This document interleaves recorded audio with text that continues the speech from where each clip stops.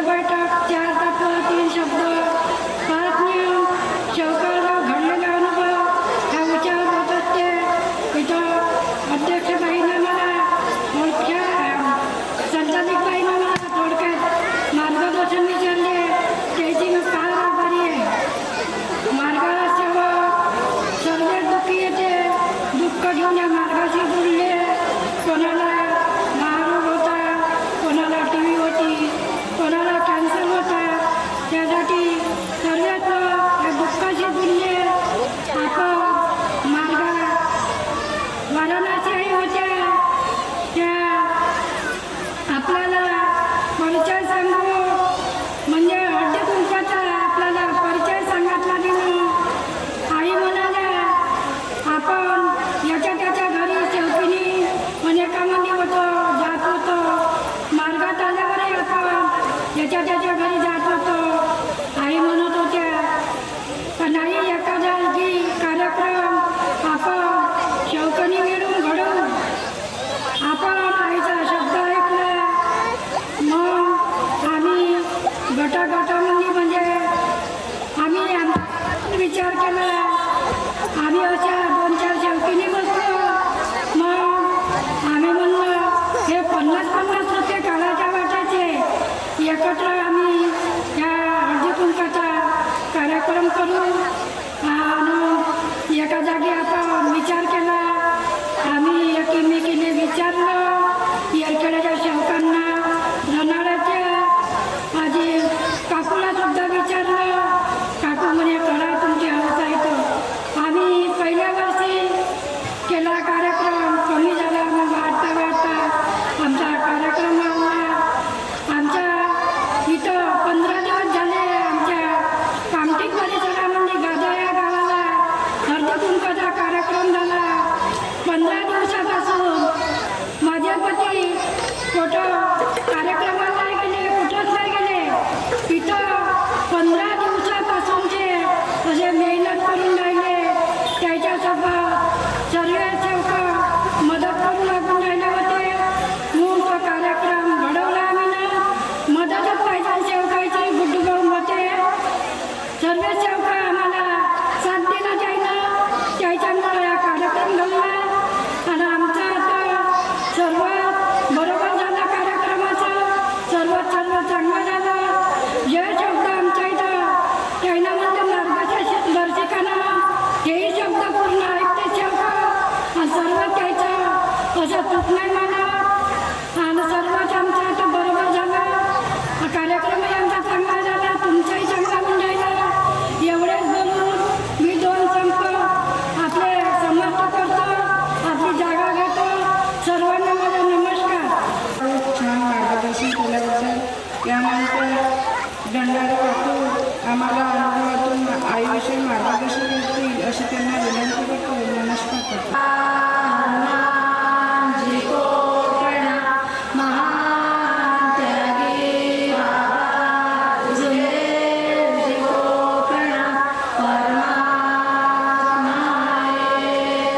परमपूरचे परमात्मा एक सेवक मंडळ नागपूरच्या वतीने बाबाच्या आदेशानुसार आजची हळदी कुंकाचे निमित्त हे चर्चा बैठक सुरू आहे. या चर्चा बैठकमध्ये भगवान बाबा हनुमानजी उपस्थित आहे. बाबाला माझा प्रणाम. तसेच महान तेगी बाबा जुन्नेजी उपस्थित आहे. बाबाला माझा प्रणाम. तसेच सगळ्यांची मातोश्री वाराणसी उपस्थित आहे. आईला माझा प्रणाम. आजच्या अध्यक्षताई मंडळाचे अध्यक्ष, परमपूरचे परमात्मा एकचे अध्यक्ष आणि त्याच्या अर्धांगी छायाताई मदनकर या अध्यक्षपदाला उपस्थित आहे. ताईला माझा नमस्कार. उपाध्यक्ष मंदाताई भुते यांना सुद्धा माझा नमस्कार. आणि संचालक मांढरेताई यांना माझा नमस्कार. आणि या टाकरघाट परिसरामधले मार्गदर्शक भुते साहेब यांना सुद्धा माझा नमस्कार.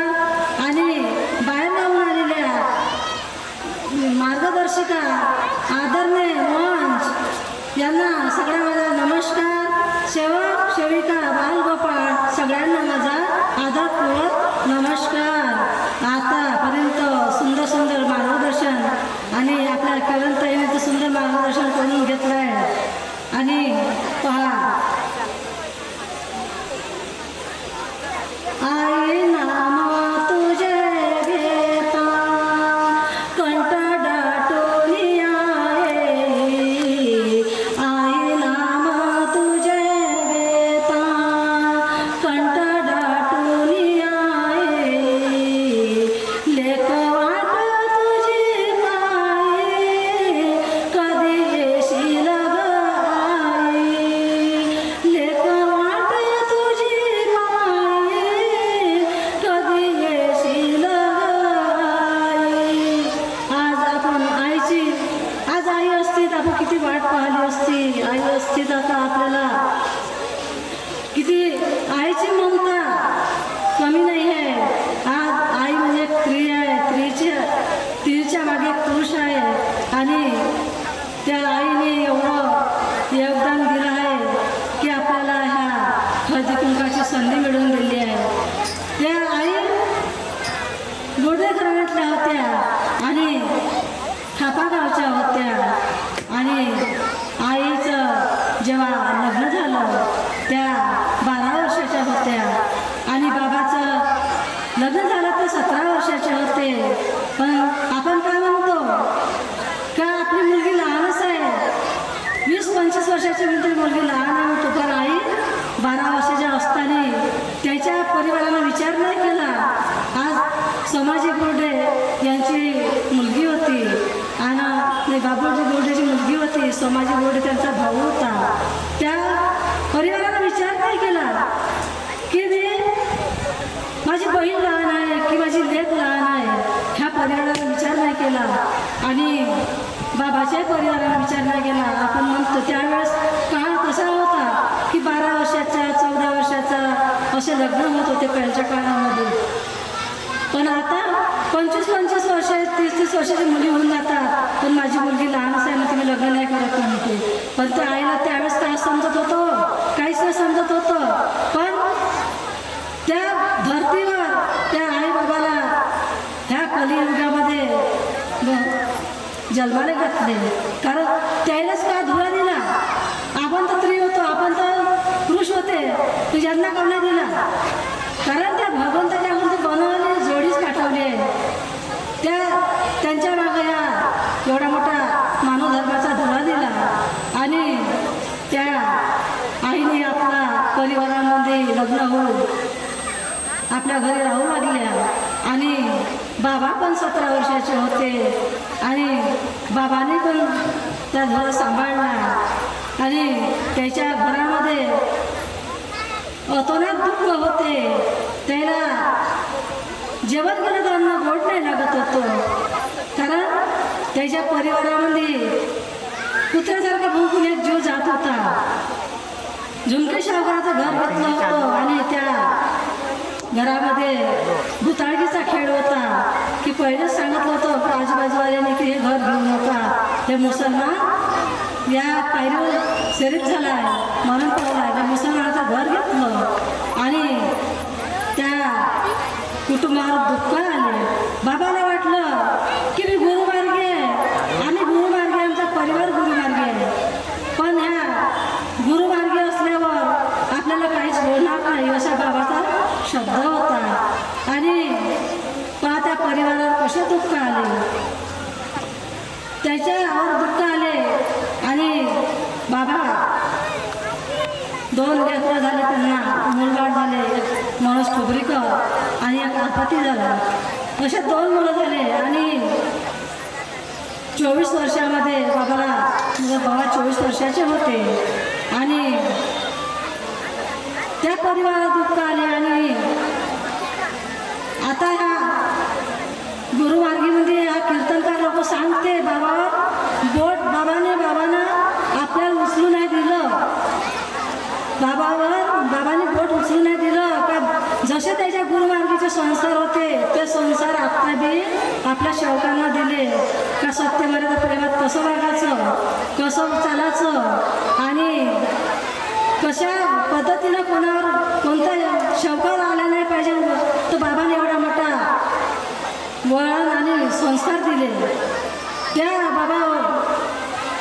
इतले मोठे मी दुःख आले त्याच्यावर, पण त्यांनी तेवढाही सांभाळ केला.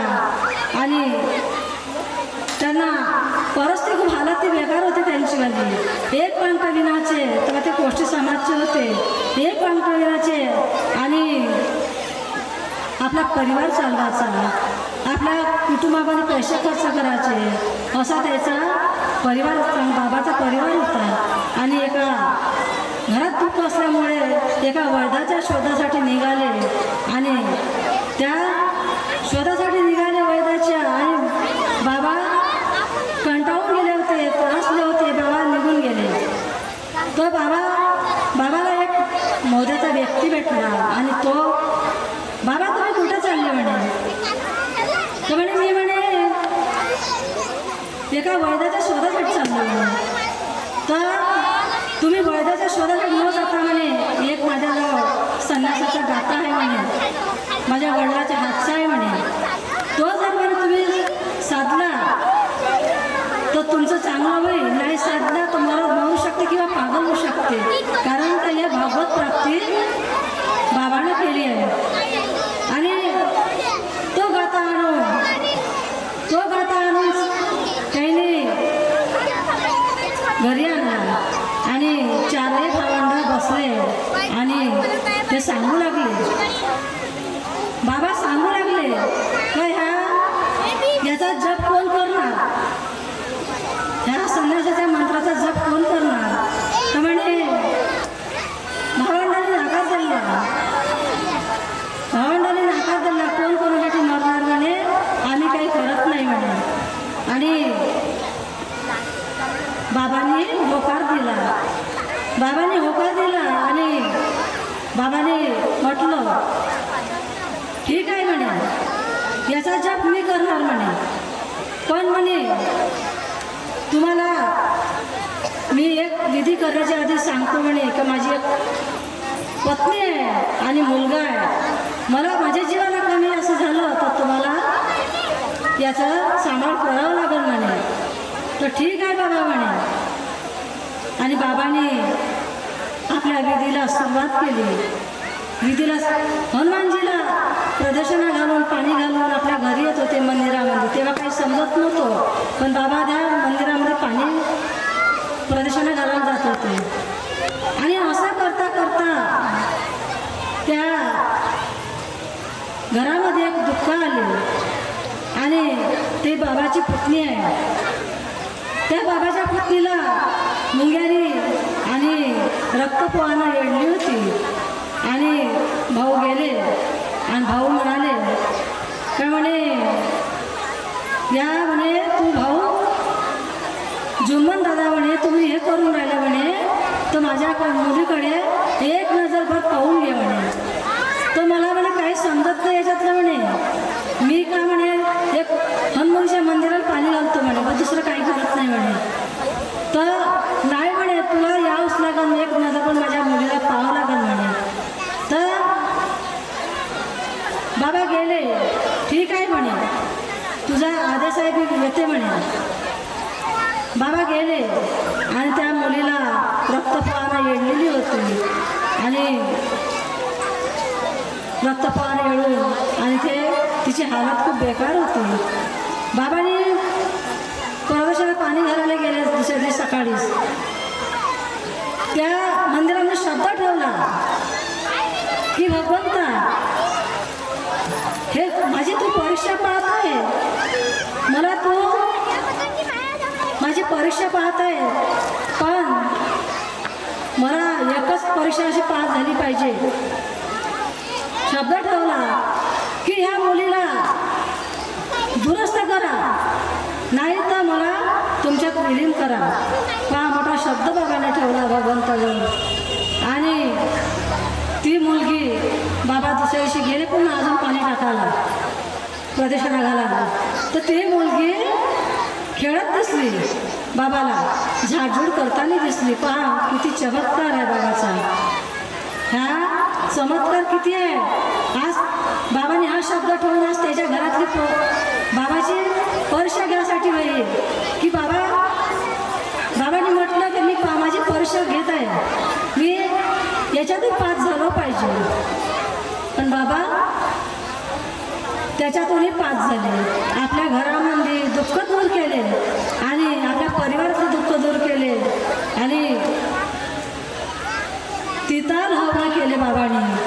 आणि 6 वर्षाचा त्याग करू तिथं हवं केले. आणि आपण म्हणतो 42चा त्याग झाला आपण दानर करतो, पण बाबांनी 6 वर्षाचा त्याग केला. बाबा त्यागी झाले. आपण अनत्यागी आहो, आपण त्यागी नाही आहो, अनत्यागी आहो आपण. आताही आपल्या मनामध्ये अन्न शब्द आहे. आपल्यामध्ये कोणत्याही मनामध्ये भावना निर्माण होते येतेच. आणि ते बाबांनी 6 वर्षात त्याग करू तिथं लावणं करू. त्या आईला त्रास नसून झाला का, त्या माऊलीला त्रास नाही झाला का, आपण एक हवन केलं तर आपल्याला कामं झाले म्हणतो, त्रास झाला म्हणतो. पण त्या आईला नसून झाला का, आज त्या आईचा किती मोठा वाटा आहे. आज आपण स्त्री किती मोठे मजबूत आहोत. पतीच्या खंबीरपणाने पतीच्या पाठीशी राहतो आपण. कारण काही पती डगमले तर आपण स्वतः पतीला सांगतो का नाही असं नाही असं करायचं. तुम्ही सांगता का माहीत नाही, मी तर सांगते आपल्या पतीला का नाही आपण असं नाही असं करू, असं नाही असं होईल. कारण माझी परिस्थिती खूप हालावली होती आणि मला दुःखी घरानं बोललं होतं, पण मी सुखी झाली बाबाच्या कृपेने. का माझ्या त्याने गेलं नाही होतं एवढं दिलं मी सांगू नाही शकत. कारण खूप महान कृपा आहे भगवंताची. आणि त्या आईने तिथं भावनं घडवले आणि बाबाला साथ दिला आणि खेडोपाडी दौरे केले. खेडोपाडी दौरे करू बाबा एक दिवा होता, बाबा एक दिवा होता, आई टाकली वात, आई टाकली वात, खेडोपाडी दौरा करूनी नाही पायरी जात पात, खेडोपाडी दौरा करूनी नाही पायरी जात पात. कधी बंडी बैलाने कधी पैदल जाऊनी या उन्हात पावसात आईने बाबाने दौरा करूनी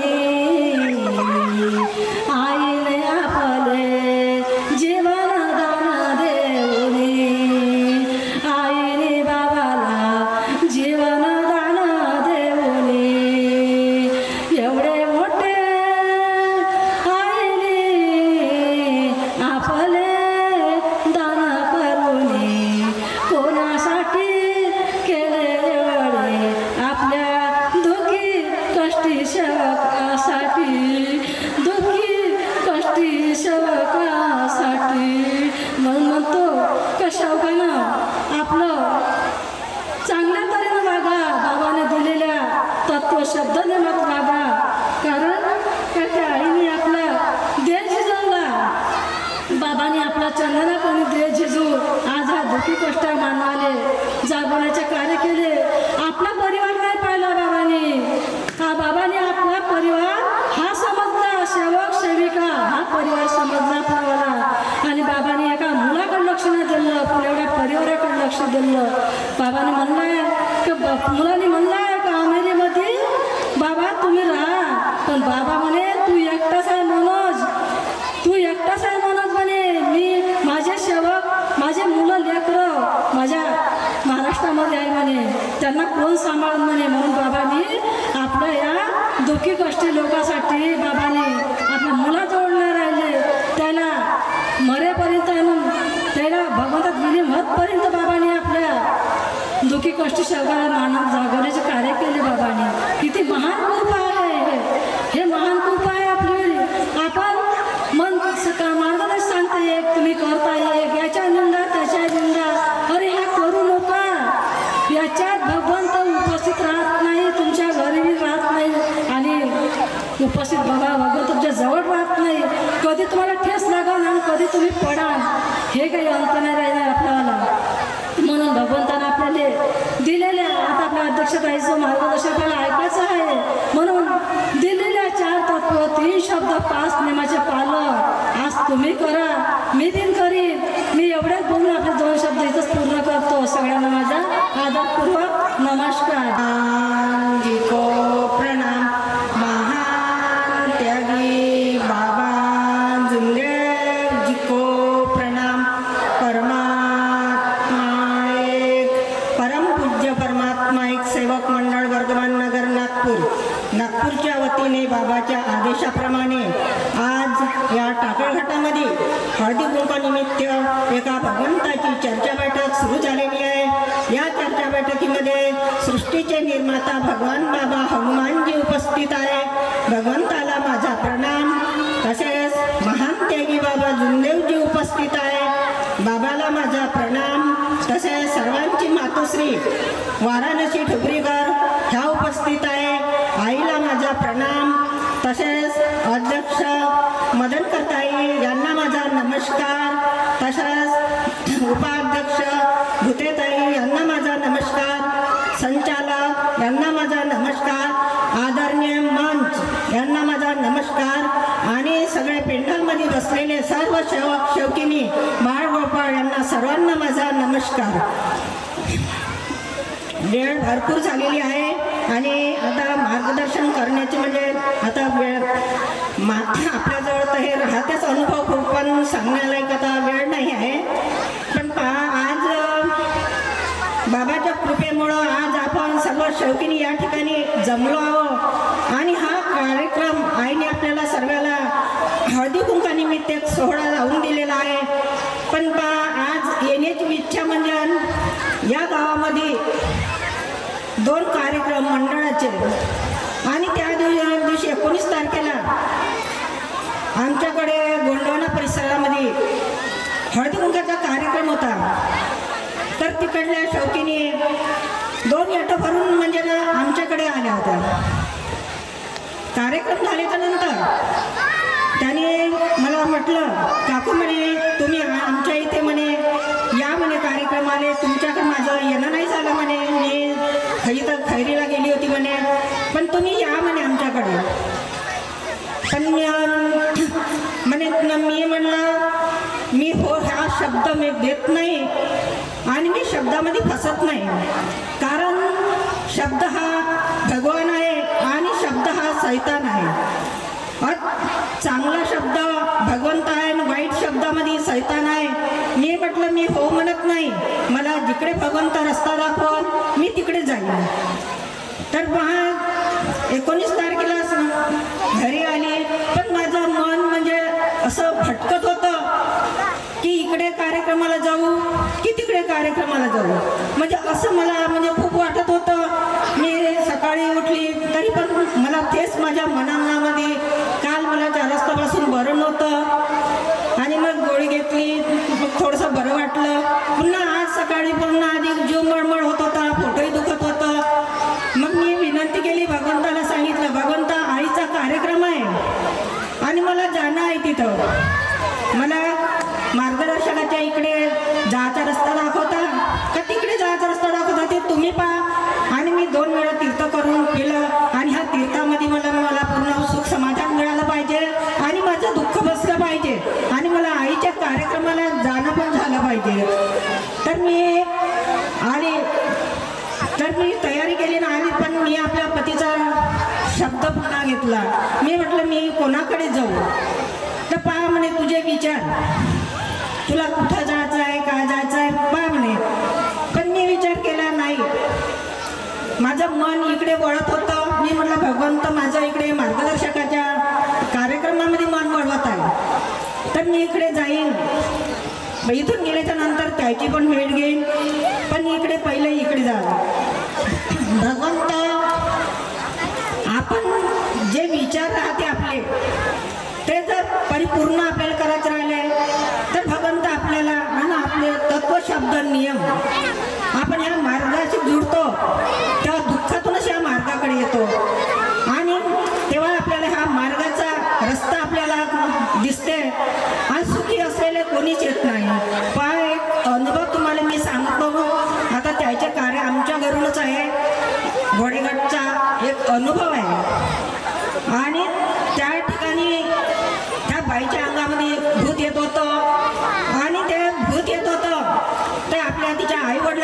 मार्ग होता आणि त्या शेवकाची पोरगी होती.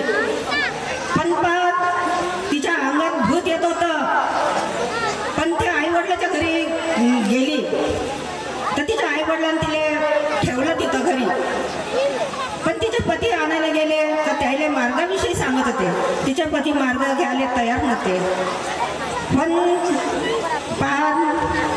त्याला जबरदस्तीनं मार्ग ह्या घेण्याचा म्हणजे आपल्याला हे नाही आहे. इच्छा परिपूर्ण पाहिजे कुटुंबाची तरच हा मार्ग घेतला पाहिजे. कुटुंबामध्ये इच्छा जर एखाद्याची नसली तर आपल्याला परिपूर्ण लाभ मिळत नाही. आणि हा मार्ग स्वीकारला तिच्या पतीनं आणि तो म्हणजे ट्रक ड्रायव्हर आहे. तर ते जेव्हा मार्ग स्वीकारला तेव्हा एक मुलगा आहे तिला आणि ते आली. पण 4 वर्ष झाले तिच्या अंगातलं भूत मार्ग घेऊनही सुद्धा जाऊन नाही राहिलं. भूत येत राहते. आता तो तिकडे का करते का नाही, दारवाल्यासोबत खाना घेणं करते का करते, तिकडं कोण त्याला पाहायला जाणार आहे. पण करून राहिला. आता 13-14 वर्षाचा मुलगा आहे. आई वडील बाहेर गेले होते आणि त्या मुलाला पाणी म्हणजे मोटारनं घ्यायचं सांगितलं नव्हतं आईने. पण पहा आई घरी नाही आहे म्हणून तो मुलगा मोटर चालू करून पिन लावली आणि ते पाणी पूर्ण हातामध्ये त्याच्या बाहेर होता. आणि करंट लागलेला मानव कोणी बी चिल्लावत नाही. त्याच्या टोमकातून आवाजच निघत नाही. पण पहा त्याच्या हातामध्ये बाहेर असताना त्याला करंट लागला आणि तो पडला खाली. आणि तो कल्ला करून राहिला की मला वाचवा, मला करंट लागला आहे, मला वाचवा, मला करंट लागला आहे, असा करून तो चिल्लावत होता. तर तिथं जवळपास कोणी नव्हतं. मग कोणाला तरी ऐकायला गेलं. तेव्हा आले तेव्हा त्या मोटारची बटन चालू केली. त्याच्या हाताला बाहेर चिपकला होता. इतका जोरदार म्हणजे करंट लागला होता. त्याच दिवशी ते आमच्या घरी आले आणि ते सांगत होते की अशी घटना घडली. तर तिच्या पतीला विचारलं. पती बोलायला तयार नाही. का तुमच्या हाताला काही चुका होते का, काही होते, काही सांगायला तयार नाही. जोपर्यंत आपल्या चुकीची सोडवणूक करणार नाही तोपर्यंत ह्या मार्गामध्ये सुख समाधान मिळत नाही. मी मग ते घरात आली तर मी तिला विचारलं, मी म्हटलं मार्ग घेतला तुम्ही, परिपूर्ण तुम्ही सोडवणूक नाही केली का. तर म्हणे सोडवणूक नाही म्हणे केली. पण म्हणे माझ्या पतीला म्हणे मार्गात येईन तेव्हाच मी तुमच्या घरी येईन हा शब्द दिला होता. तर जबरदस्तीनं त्याला मार्गात आणल्यासारखं केलं म्हणे. मग ते करते का म्हणले. तर तिकडं म्हणे आता बाहेर गेले त्यानंतर ते का करते का नाही मालूम नाही म्हणे. मी म्हणलं त्याचा जर विचार पक्के असेल ना, भगवंतावर जर विश्वास असेल तर त्याचा आत्मविश्वास याला महत्त्व दिलं आहे. आणि सत्य मर्यादा प्रेमानं जर वागत असेल आणि तर म्हणलं होईल. नाही तर बाई म्हणलं किती काही तुम्ही मार्गाची झोप लावणं, सकाळ संध्याकाळ झोप लावून काही फायदा नाही. त्याच्यासाठी माणसाचे विचार चांगले पाहिजे, आत्मा साफ पाहिजे तरच होते. मी दुःखीच होती. माझ्या पतीला खूप शौक होता दारूचा. पण पहा मी माझे पती मार्गदर्शक बना मी हे विचार नव्हते केले. मी भगवंताला जागवलं. बाथरूममध्ये आंघोळ करून मी बाथरूममध्येच प्रणाम करत होती. कारण माझ्या मुली 2 नागपूरला दिलं होतं. त्यांच्याकडे हा मार्ग होता. त्यांनी मला सांगितलं तर मी तिथंच बाथरूममध्ये आंघोळ करून तिथं भगवंताला जागवलं. आणि माझ्या मुली हॉस्टेलमध्ये राहून सगळ्यांनी त्याईनं केला. तेव्हा 1 वर्ष आम्ही माझे पती मानायला तयार नव्हते. पण 1 वर्ष माझ्या पतीला लागलं मार्गामध्ये येण्यासाठी. तर आता आज मार्गदर्शक बनले. पण मार्गदर्शक बनल्यावरही माझ्या पतीवर आमच्या खूप अशा आपत्त्या आल्या की मार्गदर्शक बदलवण्यासाठी खूप म्हणजे लोकांनी शौकांनी खूप म्हणजे अन्याय केल्यासारखा केला. पण भगवंतानं तो होऊ नाही दिला. मी लेटर घेऊन आम्ही नागपूरला सुद्धा गेलो. ठोकर साहेब होते तेव्हा त्यांच्याकडून आमचे कार्य होते. पण त्यांच्याकडे सुद्धा गेलो. पण भगवंताने आमच्या जवळून म्हणजे ते मार्गदर्शकाचं पद म्हणजे रद्द होऊ नाही दिलं. पण आम्ही आता भगवंताला एकच माझी विनंती आहे का भगवंता जोपर्यंत आमच्याच्यानं हे बनते मार्गदर्शक पद तोपर्यंत आम्ही सांभाळू. जेव्हा आमच्याच्यानं बनणार नाही तेव्हापर्यंत सोडून देऊ. पण शेवटची एकच भगवंतानं आमची इच्छा पूर्ण करावं एवढीच माझी विनंती आहे. माझ्या शेतीसाठी बद्दल मी पाहत आहोत. आम्ही का पार्टी आली पाहिजे चांगली आणि माझी शेती खपली पाहिजे. माझ्या पोरेचं सुखी जीवन आम्हाला पाहायला मिळालं पाहिजे एवढीच इच्छा आहे. माझ्या मुलीसुद्धा या मार्गामध्ये आहे. आणि जसा आपला समाधानीनं माझ्या पुरेचं जीवन मला पाहायला मिळालं पाहिजे एवढी इच्छा आहे. एवढी इच्छा भगवंतानं पूर्ण करावं. आणि एवढ्यात बोलून मी आपले 2 शब्द समाप्त करतो. माझ्या बोलण्यात चालण्यात काही चुका जर झाल्या असेल तर मी स्वयं भगवान बाबा हनुमानजीला माफी मानते की बाबा जुंदेवजीला माफी मागते आणि वाराणसी आईला पण माफी मागते, अध्यक्ष ताईला माफी मागते, संचालक ताईला माफी मागते, उपाध्यक्ष ताईला माफी मागते आणि आदरणीय मान सर्वांना माफी मागते. आणि इथं बसलेले सर्व सेवक सेवकिनी बाळ गोपाळ सर्वांना मी माफी मागते आणि मी आपली जागा घेते. नमस्कार.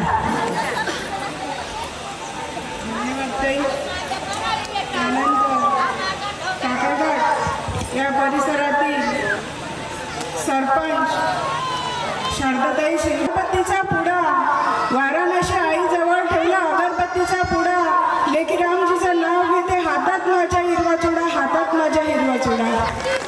बाबा जुंदेवजी यांना माझा प्रणाम.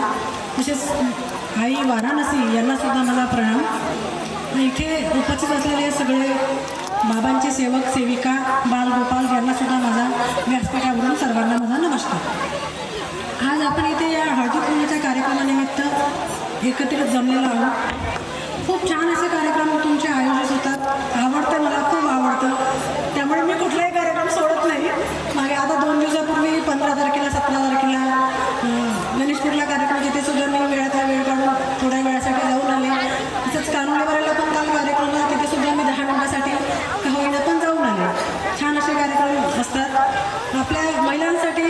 यासाठी हा कार्यक्रम इतका महत्त्वाचा आहे का या कार्यक्रमातून आपल्या महिलांची कुठेतरी विचारांची, कुठे आपल्या सुखदुःखाची विचारांची देवाणघेवाण होते. आपण सगळे सोबत मिळालं का आपल्या काहीतरी समस्या असतात, आपल्या काहीतरी प्रॉब्लेम असतात, आपण एकमेकांसोबत शेअर करतो आणि त्या समस्याचं कुठून तरी आपल्याला निराकरण सुद्धा याच्यातून आपल्या याच्यातून होत असतं. त्यासाठी छान असा हा कार्यक्रम आपण सर्व लोक आयोजित करतात आणि सर्व ह्या कार्यक्रमाचा आपण आनंदसुद्धा सगळेजण मिळून घेतो. ह्या कार्यक्रमाची म्हणजे ह्या धर्माशी माझं थोडंसं नातंसुद्धा असण्यासारखं आहे. जेव्हापासून मी लग्न झालं तेव्हापासून मी ह्या धर्माचे कुठेतरी पाहत आहे. म्हणजे माझ्या ननदबाईकडे सुद्धा हा धर्म आहे. जवळपास आई बाबा होते ते माझ्या घरी येऊन सुद्धा गेलेले आहे. इथे टाकळघाटला त्यांचे जे पदपर्श आहे ते माझ्या घरी लागलेले आहे. त्यांच्या निमित्ताने माझ्या आमच्या ननदबाईच्या निमित्ताने का होईना पण बाबांचे आईचं पाय आमच्या घरी लागलेले आहे. त्यांच्या घरी जेव्हा हवन कार्य जेव्हा राहत होतं षष्टीचं वगैरे त्या कार्यक्रमाला मी 2-3 दिवस त्यांच्या घरी दरवर्षी जात होती. आता थोडा कार्यक्रम त्याचा शॉर्टकट राहते म्हणून आणि इकडे सुद्धा खूप कार्यक्रम राहते म्हणून त्या कार्यक्रमाला माझं जाणं होत नाही. पण मी आता जवळपास 10-15 वर्ष मी 3-4 दिवस मी षष्टीच्या हवनाला ऑगस्ट महिन्याच्या षष्टीचं हवन येते त्या हवनाच्या कार्यक्रमाच्या निमित्ताने मी तिकडेच राहते. म्हणून माझं कुठंतरी असं जवळचं नातं असल्यासारखं आहे.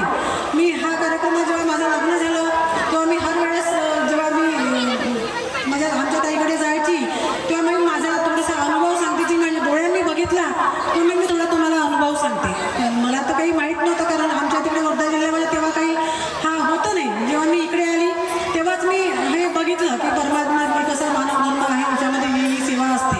ही मी माझ्या ताईकडेच बघितली, तोपर्यंत बघितली नव्हती. मग मी तुला माझं जे मी माझ्या डोळ्यांनी पाहिलं ते मी सांगते.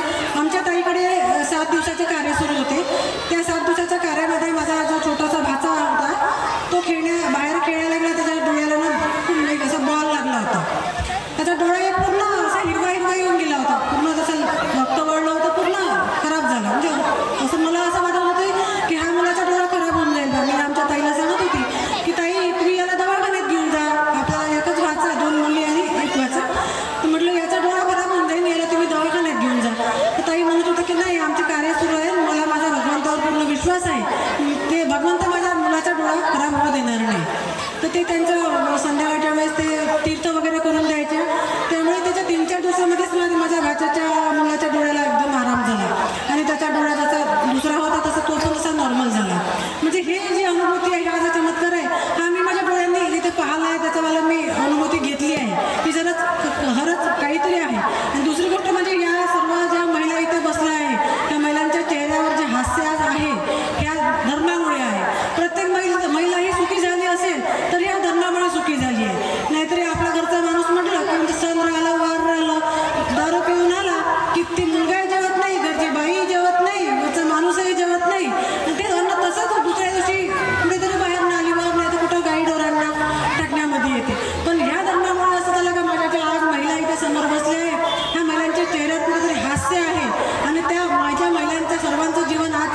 सुखी झाला आहे. कोणाचे का होईना, आपलं काही असो, मानसिक असो, शारीरिक असो किंवा काही दुखणं आहे जे आपण आपल्या बाबापाशी सांगितलं तर नक्कीच या मार्गामध्ये आराम होते. हे याची अनुभूती मी सुद्धा घेतलेली आहे. म्हणून मी जे स्वतः माझ्या डोळ्यांनी पाहिलं ते मी आज तुमच्या समोर मांडलेलं आहे. आपण मला इथे बोलवलं, माझा मान सन्मान केला, त्याबद्दल मी आपल्या सर्व सेवक सेविकांची आभारी आहे. धन्यवाद. माझं काही चुकलं असेल तर मला माफ करावे. धन्यवाद. अध्यक्ष, उपाध्यक्ष, सचिव, माझ्यासोबत असलेल्या माझ्या मैत्रिणी, सर्व माझ्या या टाकरघाटल्या गावातल्या माझ्या सर्व भगिनी, माझ्या मैत्रिणींना सर्वांना मी नमस्कार करते. मला फार जास्त बोलता येत नाही, बोलता येतात पण हा कार्यक्रम असल्यामुळे बोलाव का हे काही डोक्यात येत नाही. तर त्याच्यामुळे सर्वांना इतकीच विनंती करते, हळदी कुंकवाचा कार्यक्रम सर्व आपण एकत्र येऊन सगळ्या या परमात्मा धर्मामध्ये सकत्र आपण एकत्र येऊन सर्वांना परमात्माचा हळदी कुंकवाचा आपण कार्यक्रम करत असते. त्याच्याबद्दल मी सर्वांचे अभिनंदन करते. हा कार्यक्रम आम्हाला खरंच, आम्ही ह्या धर्मात नसेल तरी आमची काही, माझी बहीण झालं, माझे काही रिलेटिव्ह आहे, हे पण आमच्या ह्या परमात्मा एक धर्मामध्ये आहे. पण खरंच त्याचा अगोदर पाहिलं तर वेगळंच नक्षत्र होतं आणि आता पाहिलं तर वेगळंच नक्षत्र आहे. खरंच हा परमात्मा कार्यक्रम आम्हाला आवडते. आम्ही हा परमात्मा कार्यक्रमाला वेळ काढून सगळ्यात जाते. 2 दिवस आम्ही गणेशपूरला गेलो, 15 आणि 17 तारखेला. कालचा कार्यक्रम होता कानोली बाराला, आम्ही तिथे गेलो कार्यक्रमाला आणि इथे आलो आणि अजून तिकडे जायचं आहे दुसऱ्या कार्यक्रमाला. तुम्हाला माहितीच असेल.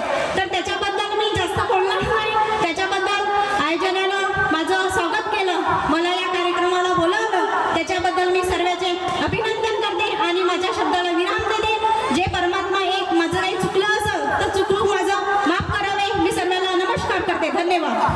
धन्यवाद ताई.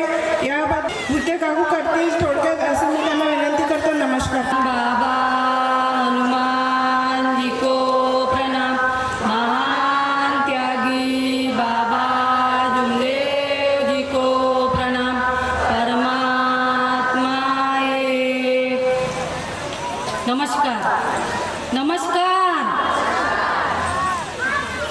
परमपूज्य परमात्मा एक सेवक मंडळ वर्धमान नगर नागपूरच्या वतीने बाबाच्या आदेशाप्रमाणे आजची तिळसंक्रांती निमित्त चर्चा बैठक नुकतीच सुरू झालेली आहे. या चर्चा बैठकीमध्ये स्वयंशक्तिशाली भगवान बाबा हनुमानजी उपस्थित आहे. भगवंताला माझा प्रणाम.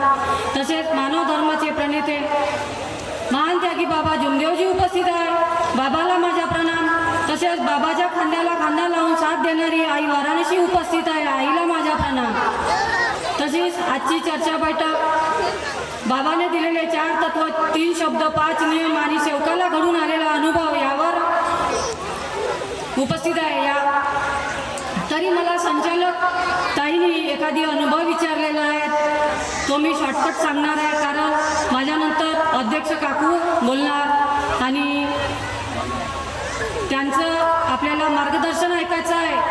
कारण काही आपण मार्गदर्शन आपल्या गावातलं नेहमीच ऐकतो, पण काकू आता एवढ्या दुरून आल्या, काकूचं बी ऐकायला भेटलं पाहिजे. माझं तर तुम्ही नेहमीच ऐकाल. तरी मी एक छोटासा अनुभव सांगतो का. आम्ही माझ्या मुलीच्या घरी लग्नाला चाललो होतो आणि त्या लग्न वगैरे लावलं, जेवण खावण केलं आणि तिथून वापस येताना आमच्या गाडीचा चक्का कमीत कमी 4-5 वावरं निघून गेला आणि गाडी अशी वाटत नव्हती की ही गाडी 3 चक्क्यावर आहे म्हणून. त्या गाडीमध्ये आमचा पूर्ण परिवार बसलेला होता. आज माझ्या भाच्या होत्या, बहिणी होत्या, जावई होते, माझे पतिदेव होते, मुलगा होता, माझी मुलगी होती, लहानशी नातीन होती 6 महिन्याची. आज भगवंताचा धावा केला आणि भगवंताने हळूहळू डिवायडरपाशी गाडी थांबवली. पण भगवंतानं एवढीशी आज नाही येऊ दिली. आज आपला मार्ग, शब्दावर मार्ग आपला भगवंत उभा आहे. आज शब्द भगवंताला सोडला तर भगवंतानं एवढा मोठा आमचा अपघात वाचवला. एवढी आज नाही येऊ दिली आम्हाला. आणि आजकाल काही सेवक खूप मानवमर्जी करून राहिले आहे. त्यांना मार्गदर्शकाचं पटत नाही. तुम्ही आमचं ऐका. अरे आपल्या पहिल्या दिवसाची तुम्ही आठवण करा ना. आपल्यावर दुःख आले तर आपण गेलो कुठं. मार्गदर्शक आजकाल सेवकच बनायला पाहून राहिले. माझंच ऐका म्हणते, तुम्ही म्हणते. आज भगवंतानं कोण्या गोष्टीची कमी नाही ठेवली. आज माझ्या पतिदेवावर बी दुःख आले होते, अटॅक आला होता.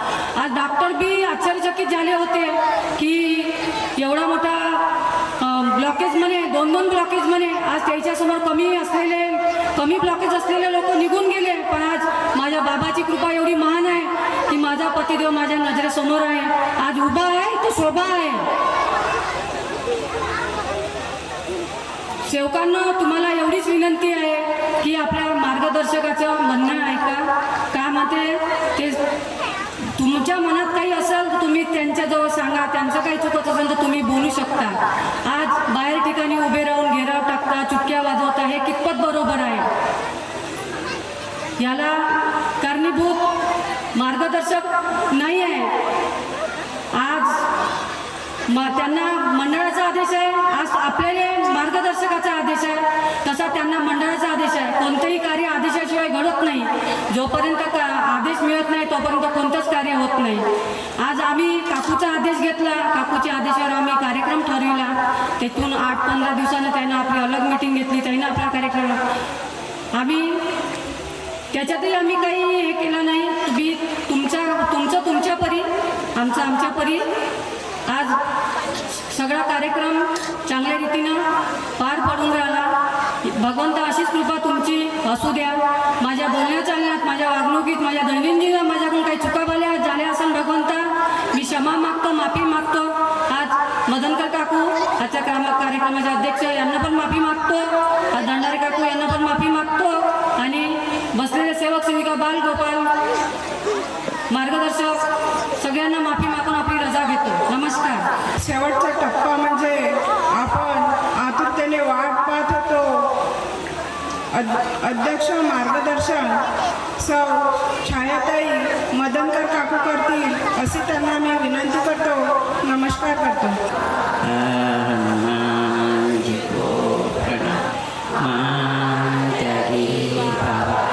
जुमदेव जी को प्रणाम.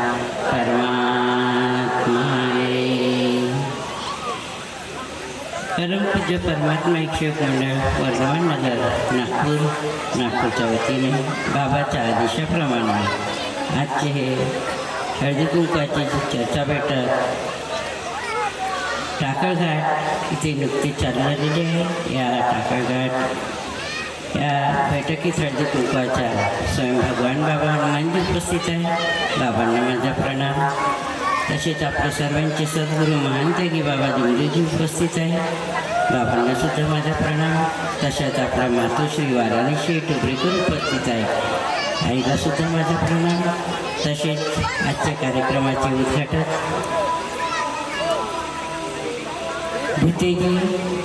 भुतेबाई यांना सुद्धा माझा नमस्कार.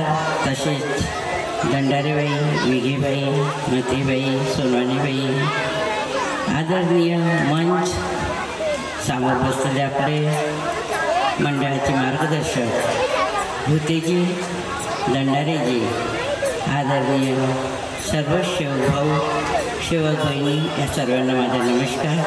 ही चर्चा बैठक 4 तत्व, 3 शब्द, 5 नियम आणि शेवकांवर घडलेले अनुभव आणि आईबद्दल, आईच्या विषयावर बैठक असते.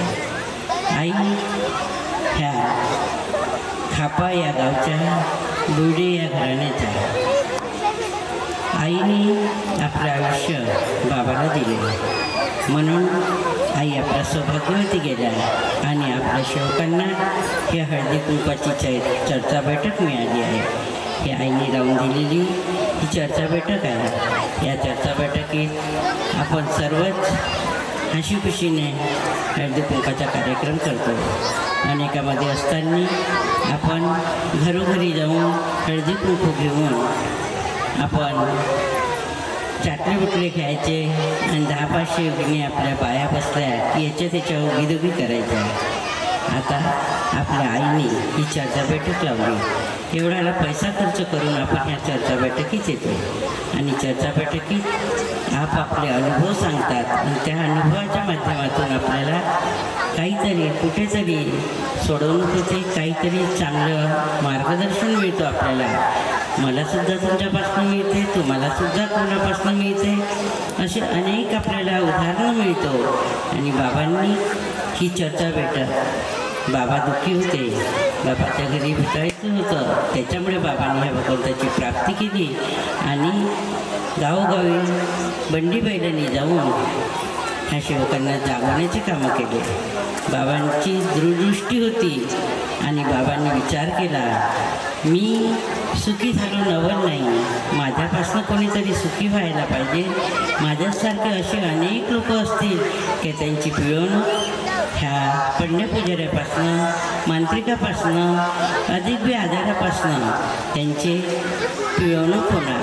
म्हणून बाबांनी खेडोपाळी बंडी बैलांनी गेले आणि आपल्या सेवकांना जागवलं. आज लाखोच्या संख्येत आपल्याला लोक दिसतात आपण सेवक, तर ही कोणाची कृपा? बाबांची कृपा. जे बाबांनी केलेलं आहे तेच आपल्याला करायचं आहे. तर बाबांनी जसं जागवण्याचे कामं केले तसेच बाबांपर्यंत किती लोक येऊ शकले असते. म्हणून बाबांची दूरदृष्टी आणि गावोगावी आपण सेवक जमलो आहे, तर यांना माझ्यापर्यंत यायला तिकीट लागेल आणि वेळसुद्धा जाईल, हा विचार बाबांना आला. आणि बाबांनी असे मार्गदर्शक गावोगावी करून दिले की जिथल्या तिथे सेवक आपले मार्ग घेणार, आपली दुःखाची सोडवणूक करणार.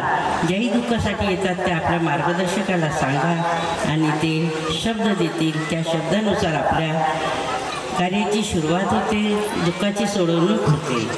तर बाबांनी ह्या मार्गदर्शकांना शब्द दिलेला आहे, म्हणून हे मार्गदर्शक झाले. मार्गदर्शक जिथे तिथे टाकून पण राहिले, हेच कारण की आपल्या गावात, आपल्या परिसरात द्यायला पाहिजे.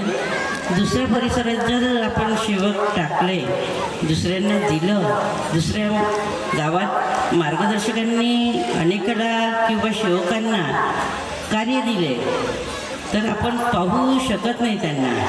म्हणून हे आधी चालत आलं होतं की बाहेरच्या लोकांनाही कार्य द्यायचे, परंतु बाबाच्या काळापासूनच हे चालू आहे की जिथल्या सेवकांनी, जिथल्या मार्गदर्शकांनी तिथल्या सेवकांना मार्गदर्शन करायला पाहिजे, तिथूनच मार्ग घ्यायला पाहिजे, अशी ही केली. पण त्याची अंमलबजावणी अजूनपर्यंत झाली नव्हती.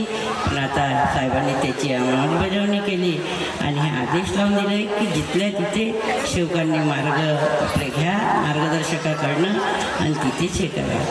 मार्गदर्शकांनी सुद्धा सेवकांची ऐकून घ्यायला पाहिजे, सेवकांनी सुद्धा त्यांची ऐकून घ्यायला पाहिजे. एकमेकांच्या आपल्या सुधारण्याचा हा मार्ग आहे, बिघडण्याचा नाही. कोणी कोणाचीही अवहेलना करू नका. लहान सेवक झाला म्हणून मार्गदर्शकांनी त्यांची अवहेलना करू नका. आपण लहान सेवक आहे, मोठ्यांची सुद्धा मर्यादा पाळायला पाहिजे. याप्रमाणे बाबांनी कलियुगात आपल्याला सतयुग निर्माण करून दिला. तर तो कसा? सर्व आपल्याजवळच दिलेला आहे. 4 तत्व, 3 शब्द, 5 नियम ही दिलेले आहेत. ते कसे? जो त्या तत्वशिवण्याच्या आहारी जाऊन बरोबर त्याचे कार्य करायला, तर तो सुखी झाल्याशिवाय राहणार नाही. कोणीही स्वप्नात जो विचार नसेल केला की मी घर बांधेल, शेती घेईल, गाडी घेईल, का नाही विचार, कधी आपण गरीब आहोत हा विचारच करू शकत नाही. जिथल्या तिथेच आपण राहतो. पण आपले कार्य जर चांगले असतील, आपल्या बाबाच्या ध्येय धोरणाने 4 तत्व, 3 शब्द, 5 नियमाच्या आधारे जर आपण व्यवस्थित वागलो, तर स्वप्नासारखंच एक स्वप्न घडते आणि घरसुद्धा होते, गाडी घोडासुद्धा होते. उदाहरणार्थ मीच तशी आहे की माझ्या घरी घर नव्हतं राहायला.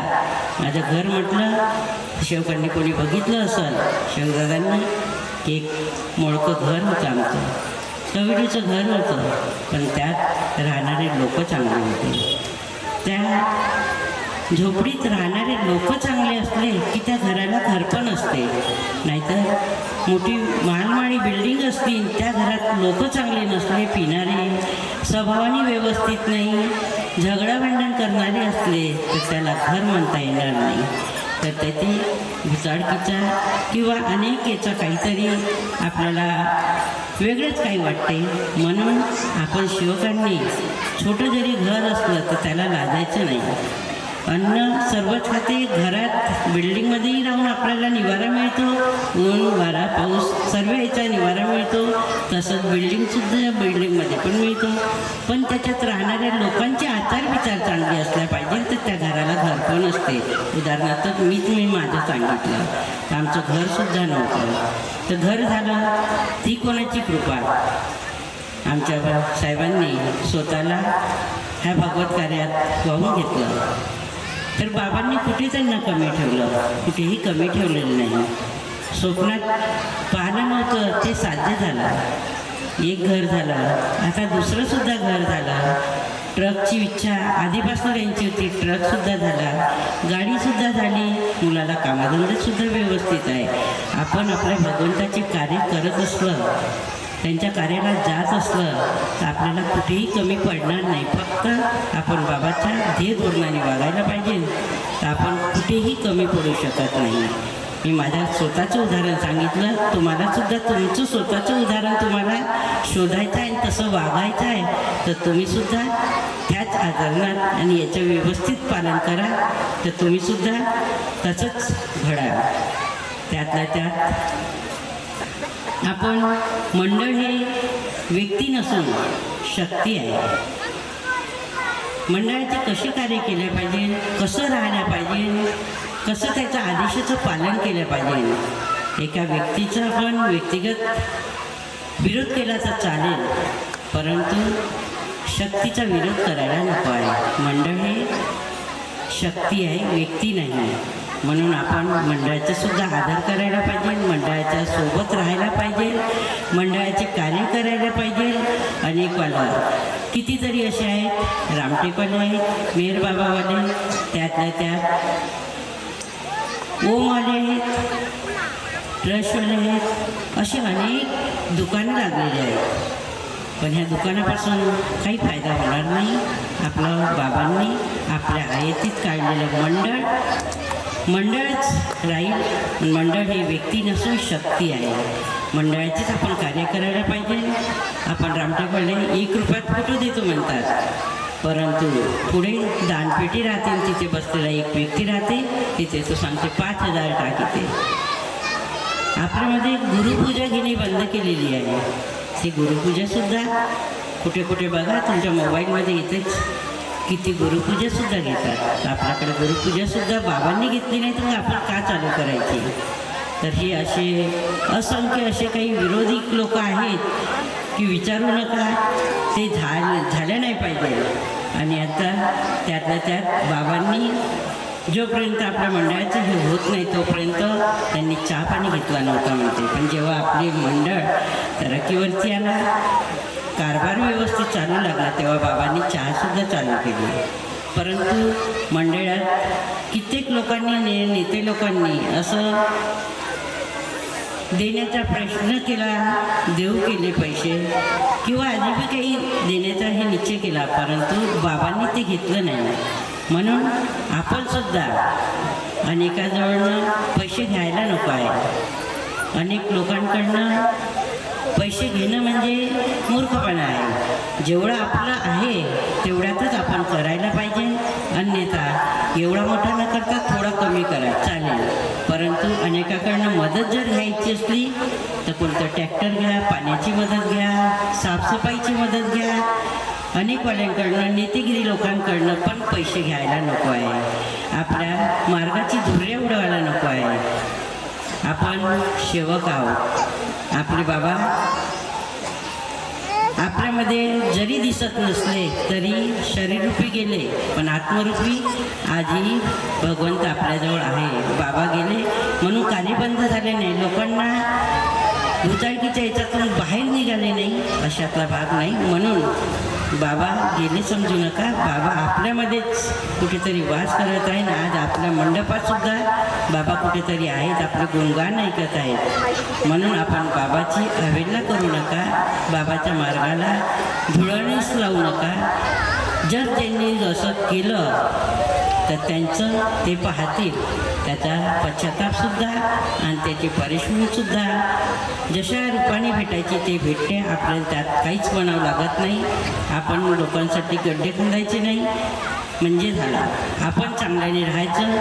नाहीतर अनेकवाले लोक पहा की आपण कोणाविषयी विरुद्धही बोलतो, परंतु आपल्या बाबांनी आपल्याला काय सांगितलं, कोणाहीविषयी चांगली सद्बुद्धी मागा, कोणाहीविषयी वाईट बोलू नका, वाईट धारणा ठेवू नका.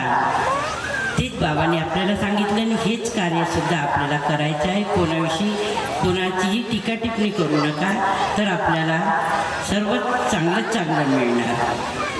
त्यातले त्यात शब्द सांभाळून बोलावे, शब्दाला नाही हातपाय. एक शब्द करी घाव, एक शब्द करी उपचार. या म्हणीप्रमाणे शब्द आईवडिलांनी मुलांना मुलींना सांभाळून बोलायचं. नाहीतर शब्दावरती पुष्कळशे लोकांचे अनुभव ऐकायचे असले तर आपण ऐकतो आहे. मुलांना मरून जा ह्या भाषा वापरायला नको आहे. पती परमेश्वराला वाईट शब्दात बोलायला नको आहे. नाहीतर आपले शब्द आपल्याला लागतात. उदाहरणार्थ थोडक्यात मी सांगते की आमच्या साहेबाला, तुमचे साहेब पूर्ण सांगत नाही वेळेच्या अभावी, असेच कुठेतरी गेले जात असतात आणि सेवक संमेलनमध्ये जेवण करत नव्हते आणि पुढे कोणाकडे तरी स्वयंपाक जेवणाची अरेंजमेंट करायची आणि तिथे जेवण करायचे. मला ह्या गोष्टीचा राग होता. मी अचानकच एक दिवस म्हटलं त्यांना की एक दिवस येईल की तुम्हाला कुठेच खायला मिळणार नाही. सभागतीत म्हणलं, असं रागाने म्हटलं नाही, पण तो शब्द आठवड्या 15 दिवसातच चालला आणि त्यांना तिथे खायलाच भेटलं नाही. बाबासाहेबांच्या मुलासाठी मुलगी बघायला गेले. तिथे मुलगी बघायला गेले म्हणजे चहा पोहे तर होणारच, पण त्यांना समोर कुठेतरी जेवण करायला जायचं होतं ना, तर तिथे त्यांनी पोहे करू दिले नाही. शरबतच घेऊन निघाले आणि आता समोर गेले ज्यांच्या घरी स्वयंपाक होणार होता त्यांच्या घरी आमचे साहेब गेले धडाड. वहिनी वहिनी वहिनी करत. वहिनीच्या घरी वास नाही घास नाही. त्यांच्या इथे त्यांनी कोणी आणूनच नाही दिलं तर ते स्वयंपाक कुठनं करणार. त्यांचा स्वयंपाकच नव्हता. तेव्हाच त्यांच्या लक्षात आलं. गाडीत बसले आणि त्यांनी सांगितलं की आमच्या इथल्या बाईंनी हे शब्द म्हटले होते, ते शब्द आज पूर्ण झाले म्हणून.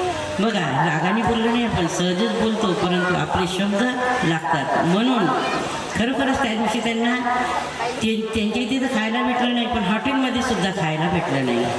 म्हणून आपण शब्दाला व्यवस्थित शब्द सांभाळून बोलायला पाहिजे. अधिक पुष्कळ जणांचे शब्दावरती मार्गदर्शन असतील. म्हणून शब्द सांभाळून बोला, शब्दाला नाही हात पाय. एक शब्द करी घाव, एक शब्द करी उपचार. या म्हणीप्रमाणे आपण सर्वांनी वागायला पाहिजे आणि सर्वांनी त्याचा आत्मसात करायला पाहिजे.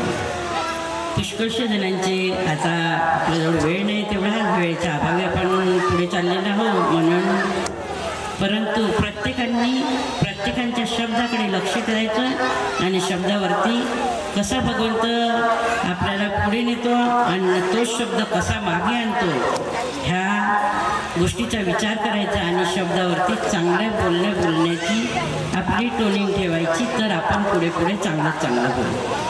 त्यातल्या त्यात आपण शिवबाईंनी सासू सासऱ्यांची पूजा करायची म्हणजे त्यांना हळदी कुंकू लावून पाय धुवून त्यांचे हळदी कुंकू लावायचं नसते, तर नुसतं त्यांच्या आत्म्याचे कार्य करायचे असते. त्यांना का लागते, खायला का लागते, कुठे जायला का लागते, औषध पाणी का लागते, ह्या गोष्टीकडे आपण विशेष लक्ष द्यायला पाहिजे. नाही तर आपण मेल्यावरती किंवा अनेकामध्ये असताना श्राद्ध करायचे, काव ये. ह्या म्हणीप्रमाणे आपल्याला आपल्या बाबांनी सजीव पूजा सांगितली आहे, निर्जीवाची पूजा करायला सांगितली नाही. आणि तीच आता आपण काव करत येण्यापेक्षा आपल्या बाबांनी आपल्याला सजीव पूजा सांगितली. तर ते सजीव कोण, आपले मान्यवर आई वडील अधिक बी कोणी यांचीच आपल्याला आत्म्याचे कार्य करणेच म्हणजे पूजा करणे. याचा उद्देशच तो आहे. आपण त्यांना कुठे औषध लागते, कुठे जाण्याचा खर्च, कुठे सुपारी लागते, कुठे खाण्याघेण्याचं लागते आहे, या गोष्टीकडे विचार करायला पाहिजे. त्यातल्या त्यात आमच्या बहिणी तर ह्या कामं करतातच, पण शेवदादांनी सुद्धा कधीतरी आई जेवण झालं बाहेरून आले की घरात पाऊल पडतात, आई बाबा दिसले की त्यांना ह्या शब्दाचा आपल्याला आई वडील भुकेले असतात की माझा मुलगा येईल आणि 2 शब्द बोलेल. म्हणून आईला वडिलाला आई जेवण झालं, औषध घेतली, एवढं जरी बोलले तर आईचं मन मोठे होते. जेव्हा तुम्ही लहान असताना आई तुमचं संगोपन करतो आणि मोठे झाल्याच्या नंतर तुम्ही पत्नीसोबत राहता, पण आई वडिलाला विसरता. त्या आई वडिलाला विसरू नका. आई वडील अतोनात प्रेम करतात. म्हातारे जरी झाले एकटंच सारखी कुठेतरी पाहत बसतात, पण मुलांची आतुरतेने वाट बघतात. म्हणून सेवक दादांनी सुद्धा आई वडिलाशी बोलायला पाहिजे आणि शब्दांनी त्यांना त्यांच्या कुठे गोड वाटेल, कुठे त्यांची संतुष्टी होईल या गोष्टीकडे विशेष लक्ष द्यायला पाहिजे. मुलामुलींमध्ये भेद करू नका. मुलगा का मुलगी का याकडेही आपण विशेष लक्ष द्यायला पाहिजे. सासूबाईंनीसुद्धा मुलगी झाली म्हणून सुनांना काही बोलू नका, काही म्हणू नका. त्यांच्या हातात नसते, भगवंताची इच्छा असते तेच होते. म्हणून आपण त्या गोष्टीसाठी सुद्धा लक्ष द्यायला पाहिजे. आपण लग्नासाठी पत्नी हवी, लग्नासाठी पत्नी हवी, जन्म देणारी आई हवी, जन्म देणारी आई हवी, ओवाळायला बहीण हवी. मग मुलगी का नको? मग मुलगी का नको? म्हणून आपण मुलींचा तिरस्कार करू नका. मुली सर्वे आहे. आधी आपल्याला मुलींना 2-2 घरं सांभाळावं लागते. म्हणून मुलींना गर्भातच त्याची हत्या करू नका. मुलीला मोठं होऊ द्या, त्यासुद्धा तुमचं नाव करतील असं समजू नका की मुलगाच नाव वाढवते म्हणून. अशातला भाग नाही. कोणी मुलं कोणाकोणाकडे का पेवकड निघतात की सर्व धुवाधार करून टाकतात घराची. आईवडिलाचं नावसुद्धा मिटवून टाकतात. पिणाऱ्याच्या आईवडिलांना कितीतरी टोमणे सहन करावं लागतात. आणि एखादी मुलगी 2 जरी मुली असल्या आणि त्या शिकून सवरून चांगल्या झाल्या, एखाद्या रिक्षावाल्याचा असो की ठेकेदाराचा असो, त्या मुली शिकून सवरून चांगल्या निघाल्या तर कोण तर तो रिक्षा चालवणार आहे का त्याची मुलगी? पहा किती चांगलं नाव येणार. रिक्षेवाला जरी असला तरी त्याची मुलगी काहीतरी बनली. एखादा ठेकेदार असला, माझीच नणद आहे की तिला 2ही मुली आहे आणि आमचे भाऊ ठेकेदार आहेत, मोठे ठेकेदार आहेत, परंतु त्यांना 2ही मुली. जेव्हा ती शिकून सवरून मोठी झाली, डॉक्टर बनले, तेव्हा कोणीही ती ठेकेदाराची मुलगी आहे म्हणजे त्या ठेकेदाराचंही नाव झालं ना. मग कुठे मुलीच नाव करत नाही, मुलंच नाव करतात. असा मनात संकोच ठेवू नका आणि वेळ वाढेल किंवा नाव कोण चालवेल याही गोष्टीकडे विशेष लक्ष देऊ नका. नाव किती दिवस चालते, किती पिढी चालते, 1 पिढी 2 पिढी बस. तुम्हाला तुमच्या आज्याचं नाव माहिती असेल आणि पुढच्या आज्याचं नाव तर माहीतच नसते. म्हणून ह्या गोष्टीकडे आपण दुर्लक्ष करा आणि मुलामुलींमध्ये भेद करू नका. मुलींना चांगल्याने त्याचं संगोपन करा, चांगलं शिकून सवरून मोठं करा, ते सुद्धा तुमचं नाव करतील.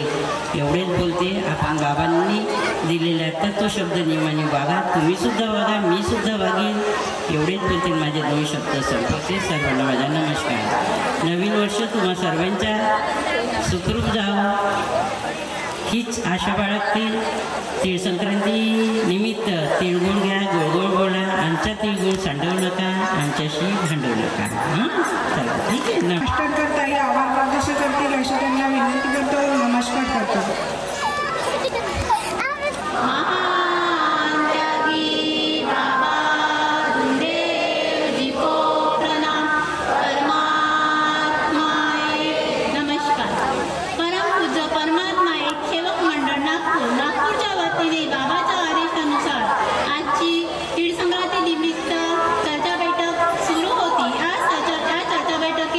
भगवान बाबा हनुमानजी उपस्थित आहेत. यांना माझा प्रणाम. तसेच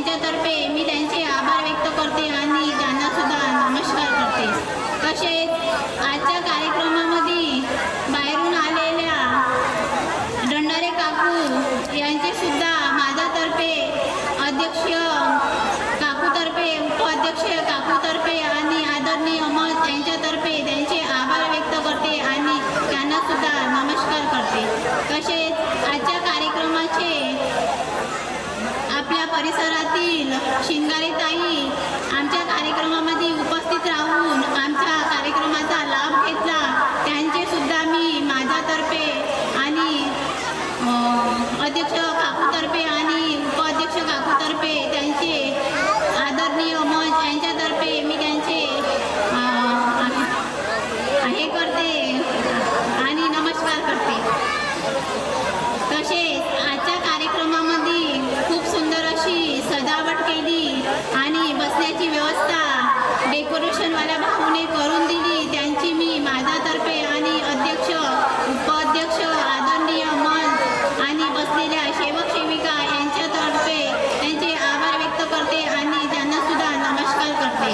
तसेच आजच्या कार्यक्रमात स्वागत गीत ज्या मुलींनी भाग घेतला आणि खूप सुंदर असा स्वागत समारंभांचा कार्यक्रम सांगितला आणि त्यांचे सुद्धा मी माझ्यातर्फे आणि अध्यक्ष उपाध्यक्ष आदरणीय मंच यांच्यातर्फे मी त्यांचे आभार व्यक्त करते आणि त्यांना सुद्धा नमस्कार करते. तसेच आजच्या कार्यक्रमाचा साऊंड सर्व्हिस जिथपर्यंत आवाज गेला आणि गावातील लोकांना कोणतीही तक्रार न करता ऐकून घेतले, त्यांचे आभार मी माझ्यातर्फे आणि उपाध्यक्ष आणि आदरणीय मंच यांच्यातर्फे मी त्यांचे आभार व्यक्त करते आणि त्यांना सुद्धा नमस्कार करते. तसेच ह्या कार्यक्रमामध्ये खूप अशी मेहनत सेवकांनी सुद्धा केली आहे, त्यांचे सुद्धा मी माझ्यातर्फे आणि उपाध्यक्ष आणि आदरणीय मंच यांच्यातर्फे त्यांचे आभार व्यक्त करते आणि नमस्कार करते आणि सगळ्यांना माझा नमस्कार. आता संध्याकाळची प्रार्थना होईल. त्यानंतर प्रार्थना होईल. प्रार्थनेसाठी मुली प्रार्थनेमध्ये नसेल त्यांना विनंती करतो, नमस्कार करतो.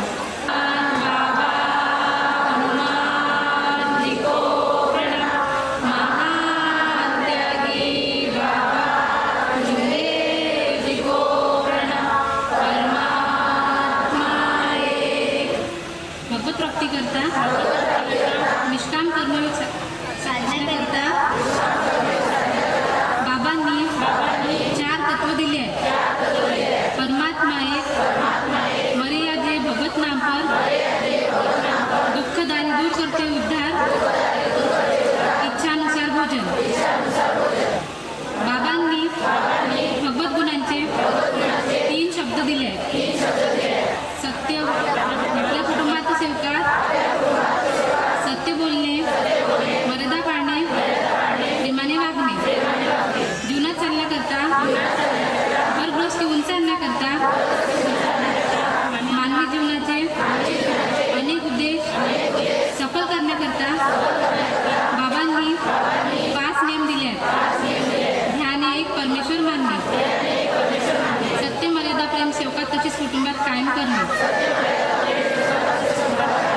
अनेक वाईट व्यसन बंद करणे, दारू, टॉनिक, सट्टा, जुवा, लॉटरी, पटाची होड, कोंबड्याची काती, चोरी करणे, खोटे बोलणे, राग आणणे बंद करणे, स्त्रियांनी मुलांना व पतिदेवाला वाईट शब्दात बोलू नये. याशिवाय मानवी जीवन खाली आणणारे कोणतेही वाईट व्यसन बंद करणे, कुटुंबात सेवकात एकता कायम करणे, आपले कुटुंब मर्यादित ठेवणे. याशिवाय बाबांच्या आदेशाचे वेळोवेळी पालन करणे. मरिया जे भगत नाम पर, मरिया जे भगत नाम पर, मरिया जे भगत नाम पर. भगवान बाबा हनुमान जी की जय. महान त्यागी बाबा जुने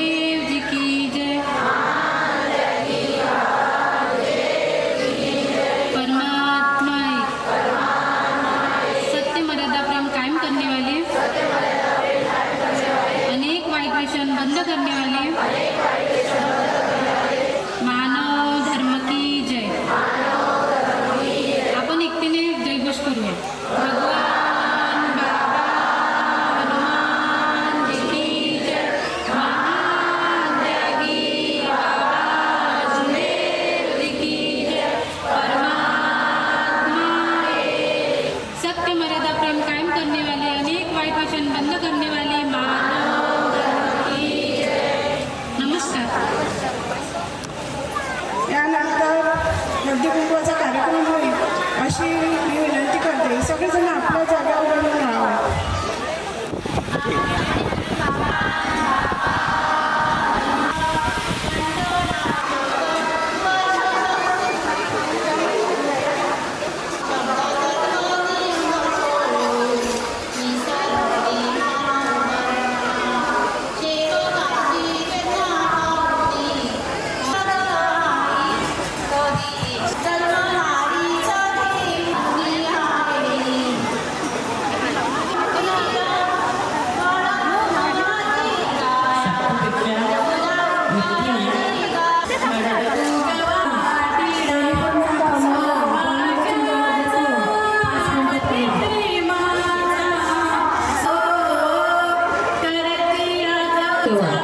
निसर्गाचा साठा साठवून ठेवा.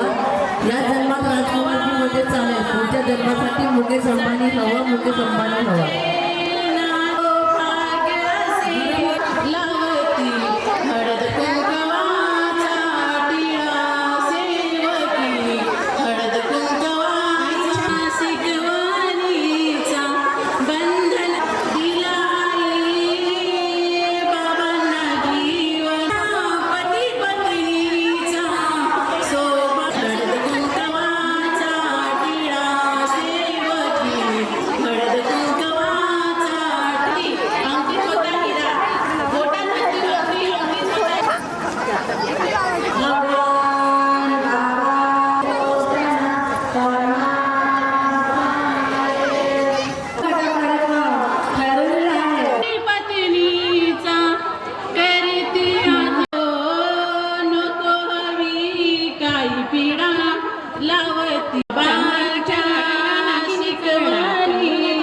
मानव धर्माची पोटी सेवकिनी हळद कुंकवाचा, सेवकिनी हळद कुंकवाचा टिळा सौभाग्याचा, पती पत्नीचा.